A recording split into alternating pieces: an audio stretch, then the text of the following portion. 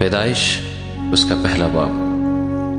خدا نے ابتدا میں زمین و آسمان کو پیدا کیا، اور زمین ویران اور سنسان تھی، اور گہراؤں کے اوپر اندھیرا تھا، اور خدا کی روح پانی کی سطح پر جنبش کرتی۔ اور خدا نے کہا کہ روشنی ہو جا، اور روشنی ہو گئی۔ اور خدا نے دیکھا کہ روشنی اچھی ہے، اور خدا نے روشنی کو تاریکی سے جدا کیا۔ اور خدا نے روشنی کو تو دن کہا، اور تاریکی کو رات۔ اور شام ہوئی اور صبح ہوئی، سو پہلا دن ہوا۔ اور خدا نے کہا کہ پانیوں کے درمیان فضا ہو، تاکہ پانی پانی سے جدا ہو جائے۔ بس خدا نے فضا کو بنایا، اور فضا کے نیچے کے پانی کو فضا کے اوپر کے پانی سے جدا کیا، اور ایسا ہی ہوا۔ اور خدا نے فضا کو آسمان کہا، اور شام ہوئی اور صبح ہوئی، سو دوسرا دن ہوا۔ اور خدا نے کہا کہ آسمان کے نیچے کا پانی ایک جگہ جمع ہو کہ خشکی نظر آئے، اور ایسا ہی ہوا۔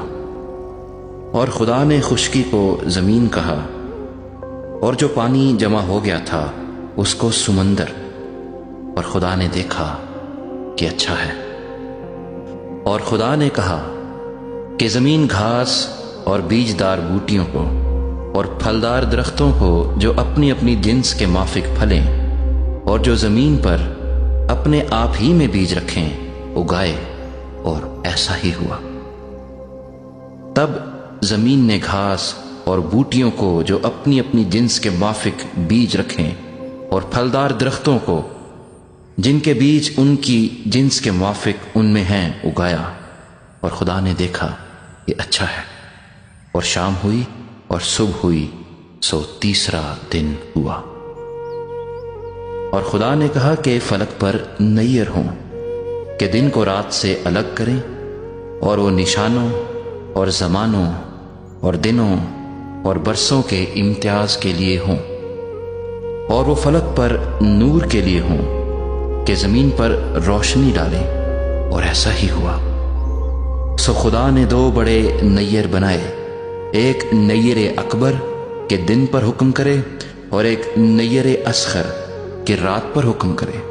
اور اس نے ستاروں کو بھی بنایا، اور خدا نے ان کو فلک پر رکھا کہ زمین پر روشنی ڈالیں، اور دن پر اور رات پر حکم کریں، اور اجالے کو اندھیرے سے جدا کریں۔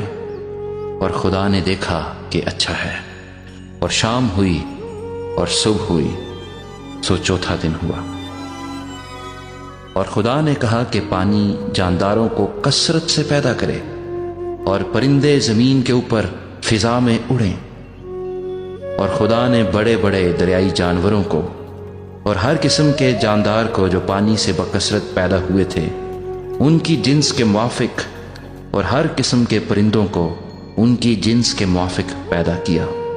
اور خدا نے دیکھا کہ اچھا ہے۔ اور خدا نے ان کو یہ کہہ کر برکت دی کہ پھلو اور بڑھو، اور ان سمندروں کے پانی کو بھر دو، اور پرندے زمین پر بہت بڑھ جائیں۔